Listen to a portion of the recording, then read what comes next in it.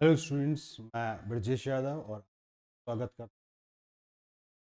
हूँ चैनल के अंदर। बेटा, हमने इससे पहले जो पढ़ा था उसके अंदर हमने वर्ड के बारे में पढ़ा था और आज हम आपके एक्सेल के बारे में पढ़ेंगे। बेटा, आपको पता होगा कि आपका जो वर्ड जो है वो भी एक प्रकार का आपका एक एप्लीकेशन प्रोग्राम होता है और इसी प्रकार से जो आपका एम एस एक्सेल जो है, एक्सेल भी एक प्रकार का आपका एप्लीकेशन सॉफ्टवेयर होता है। ठीक है। अब जो वर्ड जो था, वर्ड के अंदर मैंने आपको बताया कि वर्ड में हम टाइपिंग और एडिटिंग से रिलेटेड काम करते हैं। और इसी प्रकार से जो आपका जो एक्सेल होता है, एक्सेल को हम ऑफिसों के अंदर यूज में लेते हैं। जहाँ पर हमको कोई भी गणितीय गणना करनी होती है, वहाँ पर भी हम एक्सेल का ही प्रयोग करते हैं। क्यों? क्योंकि एक्सेल के अंदर आपके काफ़ी सारे इनबिल्ट फंक्शंस होते हैं। उन फंक्शंस की सहायता से हम कोई भी गणितीय और तार्किक गणना करनी होती है तो हम एक्सेल का यूज कर सकते हैं। तो आज मैं आपको कुछ एक्सेल के बारे में बताऊंगा कि एक्सेल को हम किस प्रकार से यूज में ले सकते हैं, एक्सेल में क्या क्या चीजें होती हैं। तो सबसे पहले हम पढ़ेंगे आपके एक्सेल के बारे में।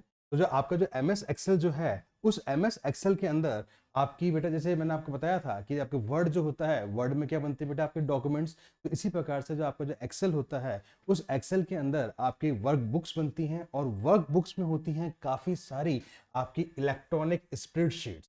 क्या होती है बेटा? काफ़ी सारी आपकी इलेक्ट्रॉनिक स्प्रेडशीट्स होती हैं, जो कि काफी सारी इलेक्ट्रॉनिक स्प्रेडशीट्स होती हैं, जिसके अंदर काफी सारी आपकी रोज और काफी सारी क्या होती हैं, कॉलम्स होती हैं। और आप देखेंगे कि उसके अंदर काफी सारे एक चौकोर चौकोर से डब्बे बने होते हैं और उन डब्बों को हम बेटा क्या कहते हैं? सेल कहते हैं। क्या कहते हैं इनको? सेल। और सेल किसे कहते हैं बेटा? जहां पर आपकी रो और कॉलम मिलती है वो क्या कहलाती है बेटा? आपकी cell. It means intersection of row and column is called cell. ठीक है। तो आपके जो एक्सेल जो होती है, उस एक्सेल में क्या होती है बेटा? काफी सारी आपकी इलेक्ट्रॉनिक स्प्रेडशीट्स होती हैं, जिन्हें हम सीट्स कहते हैं। और उस सीट के अंदर काफी सारी क्या होती हैं? रोज होती हैं और काफी सारी क्या होती हैं? कॉलम्स। और जहां पर रो और कॉलम मिलती हैं वो क्या कहलाती है बेटा? आपकी सेल कहलाती है। और काफी सारी रो और कॉलम मिलके क्या बनाते हैं बेटा? आपके टेबल्स बनाती है। ठीक है। फिर आपका जो एक्सेल होता है, उस एक्सेल में मैंने आपको बताया कि हम कोई भी गणितीय गणना करना चाहें तो गणितीय गणना भी कर सकते हैं। क्यों? क्योंकि आपका जो एक्सेल होता है, उस एक्सेल के अंदर काफी सारे फंक्शन और काफी सारे क्या होते हैं बेटा? फॉर्मूलेज होते हैं, जिसकी सहायता से हम कोई भी गणितीय और तार्किक गणना करना चाहें तो हम कर सकते हैं। और इसी प्रकार से जो आपका जो एम एस एक्सेल जो होता है, उस एक्सेल को हम एज ए डेटाबेस की तरह भी अगर यूज में लेना चाहें तो हम उसमें डेटाबेस की तरह भी यूज में ले सकते हैं। उसके अंदर हम काफी सारे रिकॉर्ड स्टोर करना चाहें तो उसमें रिकॉर्ड भी स्टोर कर सकते हैं। इसमें कई ऐसे फीचर्स हैं जिसकी वजह से हम इसको यूज में ले सकते हैं। क्यों? जैसे अगर हम कोई एक्सेल को एज ए डेटाबेस यूज में लेते हैं तो एक्सेल के अंदर हमारे पास काफी सारा रिकॉर्ड होता है।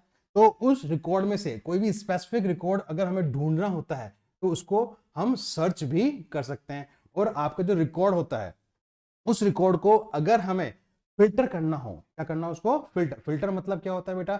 जब हमारे पास काफी सारा रिकॉर्ड होता है और काफी सारे रिकॉर्ड में से कोई भी स्पेसिफिक रिकॉर्ड अगर हमें ढूंढना होता है, जैसे हमारे पास काफी सारे डिस्ट्रिक्ट्स का रिकॉर्ड है, उसके अंदर मेरे को सिर्फ ओनली अजमेर डिस्ट्रिक्ट का रिकॉर्ड चाहिए, तो क्या कहलाता है बेटा? आपका फिल्टर।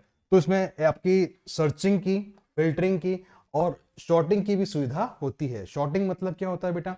कि जब हमारे पास काफी सारा रिकॉर्ड पड़ा होता है और उन काफी सारे रिकॉर्ड में से कोई भी हमको जितना भी रिकॉर्ड पड़ा होता है उसको हमें सिस्टमैटिक वे से असेंडिंग ऑर्डर में या डिसेंडिंग मतलब आरोही या अवरोही क्रम के अंदर डेटा को अगर अरेंज करना हो तो वो भी हम इसमें कर सकते हैं।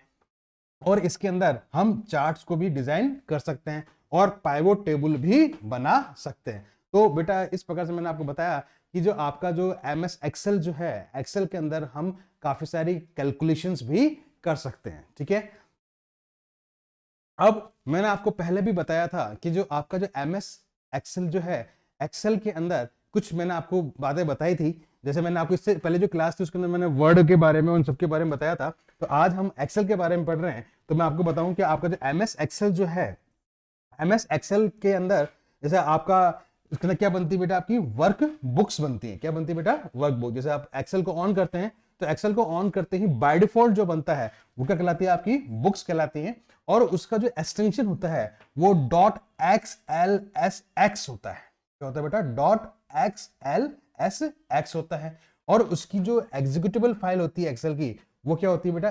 EXCEL होती है। मतलब ये हुआ कि आप आपके कंप्यूटर के रन बॉक्स के अंदर, रन या सर्च बॉक्स जो होता है उसके अंदर आप एक्सेल लिख के जैसे ही एंटर प्रेस करेंगे तो आपके सामने एक्सेल चालू हो जाता है।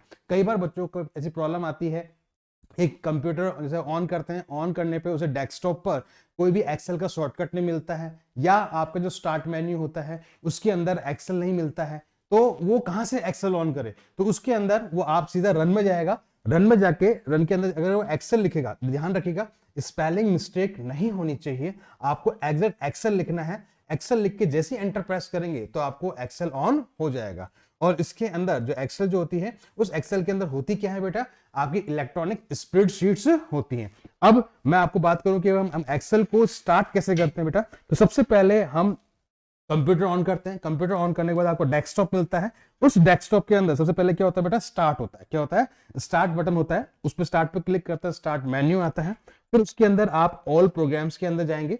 ऑल प्रोग्राम्स के अंदर आपका माइक्रोसॉफ्ट ऑफिस मिलेगा। क्या मिलेगा बेटा आपको? Microsoft office. क्योंकि जो माइक्रोसॉफ्ट ऑफिस जो है यह एक प्रकार का आपका पैकेज होता है जिसके अंदर आपके काफी सारी एप्लीकेशन प्रोग्राम्स होते हैं, जैसे Word, Excel, PowerPoint, MS Access, Outlook, Picture Manager, ये सब का कहां मिलेंगे आपको? माइक्रोसॉफ्ट ऑफिस के अंदर। तो जैसे आप माइक्रोसॉफ्ट ऑफिस पे क्लिक करेंगे तो उसके अंदर आपको काफी सारे ऑप्शंस मिलेंगे। उसके अंदर हम माइक्रोसॉफ्ट एक्सेल पर क्लिक करेंगे, वहां पर आपको इस प्रकार से आपको एक आइकन सा दिखाई देगा।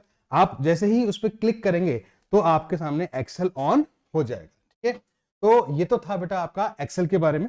और जैसे ही आप एक्सेल को ऑन करेंगे तो एक्सेल को ऑन करने पे आपको कुछ इस प्रकार से एक स्क्रीन दिखाई देगी, जिसके अंदर ध्यान रखिएगा बेटा कि जो आपका MS ऑफिस 2007 है उसके अंदर एक ये बटन दिखाई देता है, और ये जो बटन होता है ये हमारा कहलाता है बेटा आपका ऑफिस बटन। ठीक है, और इस ऑफिस बटन के अंदर सबसे ऊपर ऊपर जो बार आती है वो कहलाती है आपकी टाइटल बार होती है, और ये आपका क्विक एक्सेस टूल बार कहलाता है। क्या कहलाता है बेटा? आपका क्विक एक्सेस टूल बार होता है।